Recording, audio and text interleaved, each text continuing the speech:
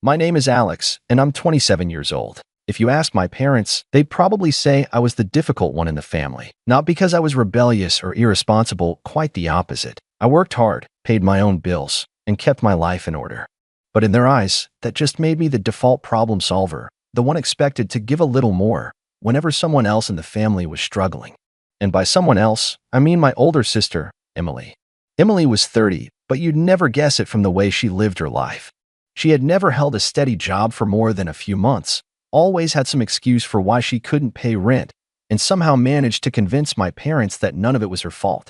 She had a way of twisting every situation to make herself the victim. Her boss was always out to get her. Her roommates were toxic, and the job market was impossible. Meanwhile, she lived in a cycle of bouncing between my parents' house and whatever friend was naive enough to let her crash on their couch. I had learned early on that if I wanted a stable, peaceful life, I needed to keep my distance. It wasn't easy, though.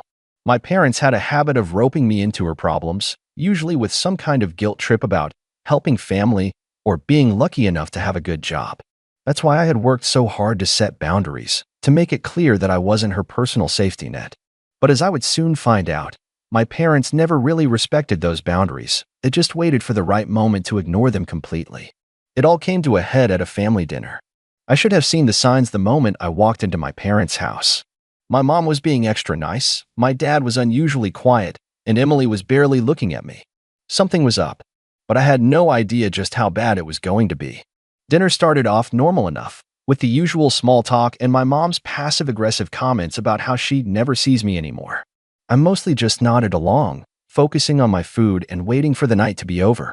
Then, just as I was starting to think I'd escape without too much drama, my mom set down her fork, folded her hands on the table, and hit me with it. "So, Alex," she said, in that overly sweet voice she used when she was about to say something I wouldn't like, "your sister's going to be moving in with you for a little while." I almost choked on my food. The room went completely silent, like they were all waiting for me to just accept it and move on. But I didn't say anything. Not yet. I just sat there, staring at them, waiting for the rest of the explanation. Because there was always more. And sure enough, my mom kept going. "She's had a really rough time lately, and you have that nice place all to yourself," she continued, as if it was the most logical thing in the world. "It just makes sense. You can help her get back on her feet, and she won't be a burden on us." A burden on them. Because heaven forbid my parents actually tell Emily to take responsibility for her own life. No, that was my job, apparently. But I still didn't say anything. I just sat there, letting them talk, watching the whole situation unfold like a slow-motion car crash. Yeah, my dad chimed in, finally deciding to contribute. "It's not like you can't afford it. And she really just needs a stable place to figure things out." That was when Emily finally decided to speak. "It'll only be for a few months," she said, in a voice that sounded suspiciously rehearsed. "And, I can help out with stuff around the apartment, too." That was a lie, and we all knew it. Emily didn't help out with anything. She barely even cleaned up after herself. But I still didn't react. I just nodded slightly, like I was considering it. Because, in reality, I was waiting. Waiting for them to finish their little speech. Waiting for them to really commit to this idea. Waiting for them to make the biggest mistake of all, assuming that I was actually going to go along with it. I let the silence stretch just long enough to make them uncomfortable. I could feel their eyes on me, waiting for some kind of reaction, anger, frustration, resistance. But I didn't give them any of that. Instead, I exhaled slowly, set my fork down, and nodded. "Okay," I said simply. For a moment, nobody spoke.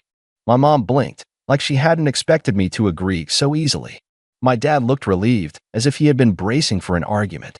And Emily, well, Emily just smirked, like she had won some kind of battle she hadn't even fought. "Really?" my mom asked, narrowing her eyes. "You're okay with this?" I shrugged. "Sure. If it helps Emily get back on her feet, I don't see why not." That was all it took. My parents instantly relaxed, and my mom launched into a whole speech about how proud she was of me for stepping up as a sibling. My dad nodded approvingly, and Emily, who had clearly been prepared to argue, just leaned back in her chair, looking smug. I could already see her wheels turning. She probably thought she had pulled off some kind of master manipulation, that I had caved just as she and my parents had planned. I could picture her mentally moving into my apartment, deciding which room she'd take over, imagining how she'd rearrange things to make herself comfortable. And why wouldn't she? She had gotten away with it before. When we were younger, she used to steal my clothes and act shocked when I got mad about it. When she was in college, she borrowed my laptop and conveniently forgot to give it back. When she got her first apartment and couldn't pay rent, she convinced our parents to pressure me into covering for her. Just this once, of course, except it never was. Emily wasn't just entitled. She was a professional at twisting reality, making herself look helpless, and making me look like the unreasonable one whenever I pushed back. But this time, she had no idea what was coming. So, when's she moving in? I asked casually, taking another bite of food like this was just a normal conversation. My mom practically beamed. Oh, we figured this weekend. That way she can get settled in before she starts looking for work again. This weekend. Perfect. Emily stretched her arms behind her head, like she had just won the lottery. Yeah, I don't have that much stuff, anyway. Mostly clothes, a few boxes. It won't take long to set up. I nodded again, like this was all fine by me. Sounds good. Just let me know what time, and I'll be there. That part, at least, wasn't a lie. I would absolutely be there. Not at the apartment, of course. No, I'd be somewhere much better, watching from a safe distance as Emily, my parents, and a car full of her stuff pulled up to my former apartment. The one I hadn't lived in for weeks. The one I had sold. The one that now belonged to an entirely new tenant who had no idea what was about to happen. And I wasn't going to stop them. Not yet. I was going to let them find out exactly what their little plan had gotten them into. The days leading up to that weekend felt like they dragged on forever. Every time I thought about what was about to happen, a grin tugged at the corners of my mouth, but I kept my cool around my parents. I didn't want them getting any suspicious vibes from me. Instead, I let the plan unfold exactly as I had imagined it, like a slow-moving train wreck, but with me on the sidelines, casually watching it all happen. Saturday came, and I spent the day out of the apartment, doing things I had been putting off for weeks. It was perfect timing. My parents would show up at the apartment, expecting to unload all of Emily's things, and they'd soon realize something had gone very, very wrong. Around noon, my phone buzzed. I didn't recognize the number, so I let it go to voicemail. A minute later, I heard my phone ring again, and this time, I decided to answer. Hello, I said, trying to sound as casual as possible. Alex, my mom's voice came through, tight with frustration. What's going on? I could hear my dad's voice in the background, raising his tone as well. They weren't angry yet, just confused, disoriented, like they had walked into the wrong house or found themselves in a strange, unfamiliar situation. What do you mean? I asked, trying to sound innocent. We just got here, my mom continued, her voice cracking. What is this? The apartment's gone. The landlord says it was sold weeks ago, and there's a new tenant living here now. I couldn't help it. My lips curled into a smile. Oh, really? That's so weird. I didn't know anything about that, I replied, playing the part of the confused, completely uninvolved son. But I guess I should have mentioned it sooner, huh? My dad's voice cut in, sharp with frustration. What's going on, Alex? Why didn't you tell us? You promised Emily she could move in, and now we're stuck here with her stuff. It took everything in me not to burst out laughing. I could hear Emily in the background now, her voice growing louder, panicked, like she was trying to piece together the situation. It was music to my ears. Listen, I don't know what to tell you, I said, keeping my voice calm. I thought you guys were aware. I moved out a few weeks ago. Sold the place. Didn't think I needed to mention it, since, well, it wasn't really relevant to me anymore. There was a brief silence on the other end of the line. What do you mean? Sold the place? My mom sounded like she was trying to process the words. You sold your apartment? You didn't even tell us? Yeah, I said, taking my time with the words. It was kind of a last-minute thing, honestly. I guess I didn't want to make a big deal out of it. But, yeah, I moved out. New chapter and all that. My dad's voice rose in pitch. So, what are we supposed to do now, Alex? You can't just drop something like that on us. Emily had plans, and we've already packed her things up. You don't think we deserve to know what's going on? I leaned back in my chair, trying to keep the smirk off my face. I was loving this. You know, I really did think you guys would know, I said, dragging it out. I guess I assumed you were in the loop. You know how I can be quiet, keeping to myself. Maybe I should have called you when I moved, but honestly, I didn't think it was that important. You didn't ask, and I didn't offer. The frustration was palpable on the other side of the phone. My mom's voice had that edge of helplessness now, like she had been completely blindsided. But you told us you were fine there. You said you were happy with your apartment. Yeah, I was. But I guess things change, I replied smoothly, adding just enough detachment to make it sound casual. I didn't really expect to give it away like that. But, well, the offer was too good to refuse. A heavy silence hung in the air for a moment, broken only by the distant sound of Emily grumbling in the background. My dad was the first to speak again, but his voice was trembling with anger now. Why didn't you tell us, Alex? He asked, his tone accusatory. You could have at least let us know. Now we're stuck in this mess, and Emily, I didn't let him finish. Look, Dad, you're acting like I did something wrong. I'm just living my life, and this was my decision. You know how things go with me. I do what works for me, and I don't check in with everyone else every step of the way. I mean, I'm not a kid anymore. My mom cut in before my dad could respond. So what are we supposed to do now? Are you going to fix this? Or should we just drag Emily's stuff back home? I let the question hang in the air for a second before answering. Well, I said, pausing for effect, I guess that's up to you. You could always, figure it out on your own. I'm sure there's a nice couch somewhere for Emily to sleep on. There was another long silence. I could practically feel the tension through the phone. My mom's next words were barely audible, filled with a mix of disbelief and anger. This isn't fair, Alex. You're just going to leave us to deal with it. I sighed dramatically, leaning back even further in my chair. Look, I'm sorry. I guess I should have told you sooner, but, sometimes life just happens. You can't expect me to always be the one to pick up the pieces. Emily's voice broke through again, louder this time, a mix of frustration and panic. What is all this, Alex? I grinned. I don't know what you want me to say, maybe you should have figured things out yourself before relying on other people to solve your problems. The sound of Emily muttering something under her breath made me grin even wider, but I wasn't done yet. I had them right where I wanted them. I was enjoying this way too much to let it go. Anyway, gotta run, I said casually, cutting the conversation short. Good luck with everything, though. I'm sure it'll work out. And with that, I hung up, my fingers still buzzing from the tension I just left behind. I didn't know it yet, but this was only the beginning. I spent the rest of my afternoon with a strange mixture of satisfaction and anticipation, letting the chaos I'd just unleashed simmer for a bit. I knew my parents weren't the type to just give up. They put up a front of confusion, sure, but that was only the first stage. Once they realized they were actually stuck, that's when the drama would really kick in. And Emily? Well, she would probably try to play the victim, as usual. But I had no intention of letting them off the hook. Not this time. By the time I got back to my apartment, the sun had started to dip below the horizon, casting a soft orange glow over everything. I walked through the door of my apartment, locked it behind me, and settled into the couch to unwind. I was so calm. I didn't even feel guilty. This was payback.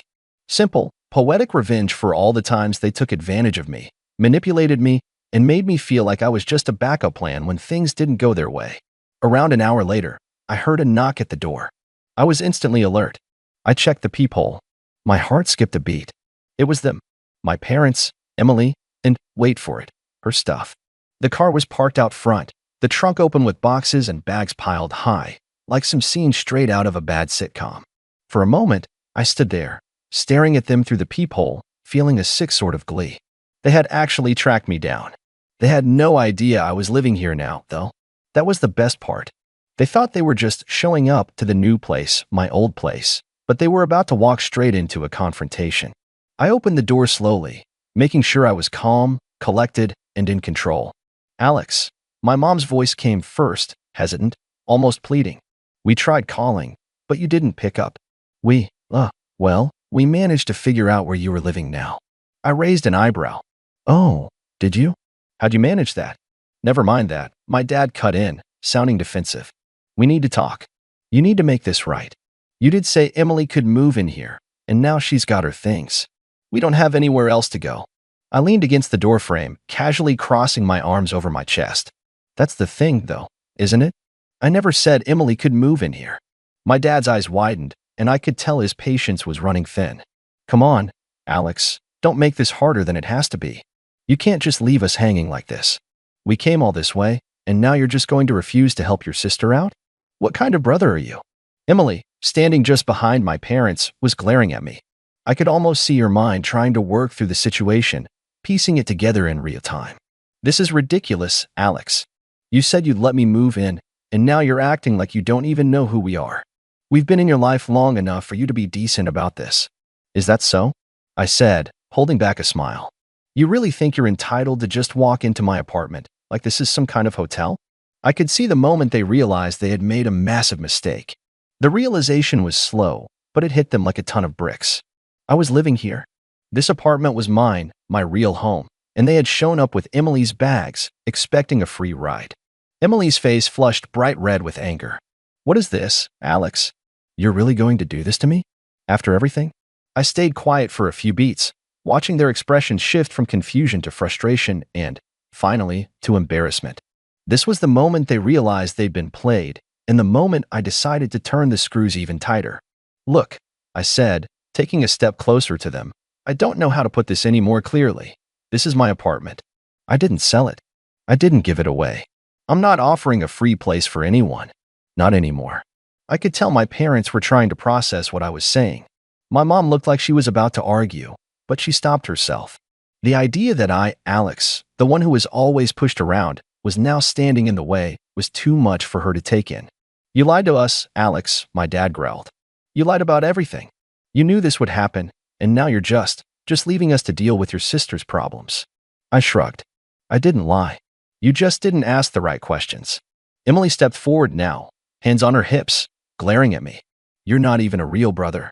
I'm family, Alex. You're just going to throw me out like this? What happened to being there for each other? I looked at her blankly.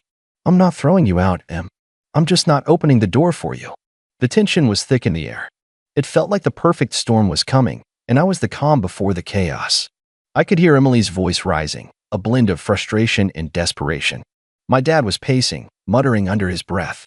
My mom was on the verge of a breakdown, her face flushed with anger. It was almost too easy. Then Emily snapped. Fine, if you won't let me in, we'll just have to make you. My heart skipped a beat as she stepped toward the door. For a brief moment, I thought she might actually try to force her way in. But that was the point when I decided I'd had enough. I took a deep breath, stepped forward, and pulled my phone from my pocket. I didn't say a word. I simply dialed the police. Hello, I said, keeping my voice steady and calm. I need to report trespassing. My parents and Emily stopped dead in their tracks, their faces going pale as they realized what I was doing. I didn't take my eyes off them as I spoke to the operator, calmly explaining the situation. I've asked my family to leave, I said, keeping my voice even, but they're refusing. They're trying to move into my apartment without permission, and I feel unsafe. I glanced at Emily, watching her face twist with anger and disbelief. My mom had gone completely silent, and my dad looked like he was trying to figure out how to save face. This is going to end badly for you, Emily muttered, her voice venomous. I smiled a little, my voice steady. We'll see about that, Em. We'll see. As I ended the call with the operator, I felt the full weight of my decision settle in. The next step was out of my hands. It was time for them to face the consequences. The sound of a siren in the distance was the only warning I got before the police arrived. The family stood frozen, looking over at me with wide, anxious eyes, as if they'd hoped I'd back down at the last second. But I didn't move an inch. I was beyond done. I had put up with their manipulative antics for years, and this was the moment I was finally going to reclaim my space, my peace, and my life. The officer who stepped out of the squad car was a tall woman with short-cropped brown hair and a no-nonsense look on her face. She glanced at me first, then at my parents and Emily, who were now awkwardly shuffling on the doorstep. They looked like kids caught sneaking into a house they weren't supposed to be in. Good evening, the officer greeted, her voice firm but polite. I understand there's an issue here? I nodded, my voice calm but with a sharp edge. Yes, officer. These people, I gestured toward my parents and sister, are trespassing. They showed up at my apartment, expecting to move in without my permission. I've asked them to leave multiple times, and now I'm concerned that they might try to force their way in. The officer glanced at my parents and then at Emily. Is this true? She asked, her tone not unkind but definitely direct. My parents hesitated. They clearly didn't want to admit they had miscalculated, but the truth was already on the table. Emily was the first to speak, her voice laced with frustration and denial. He's lying, she snapped, her arms crossed defensively. He invited me here. We came to move in like he said, and now he's trying to throw me out after everything I've done for him. I'm his sister. I deserve this. The officer didn't flinch at her outburst. Ma'am, if Mr. Alex has told you that this is his property and he's asked you to leave, then you were trespassing. You can't just show up to someone's home uninvited and expect them to accommodate you. I could see my parents trying to wriggle out of it, shifting uncomfortably under the officer's gaze. Look, officer, we didn't mean any harm, my dad said, holding his hands up. We thought Alex would be fine with it. We've helped him out before, and he owes us. This isn't fair. The officer's expression didn't change. I understand you may have had an expectation, sir, but that doesn't give you the right to violate someone else's boundaries or property. You need to leave now. The tension in the air was thick enough to cut with a knife. My parents exchanged looks, and I could practically feel the anger boiling in them. But they had no choice. The officer was being patient, but she wasn't going to let them make a scene. She turned to Emily. You can either leave quietly now, or we'll have to escort you. Emily let out a frustrated growl. She was seething with rage, and I could see the wheels turning in her head, thinking about whether she could challenge this in some way. But before she could say anything else, the officer stepped forward, her voice firm. Ma'am, this is your last warning. If you don't leave, I will place you under arrest for trespassing. The weight of those words hit my sister like a ton of bricks.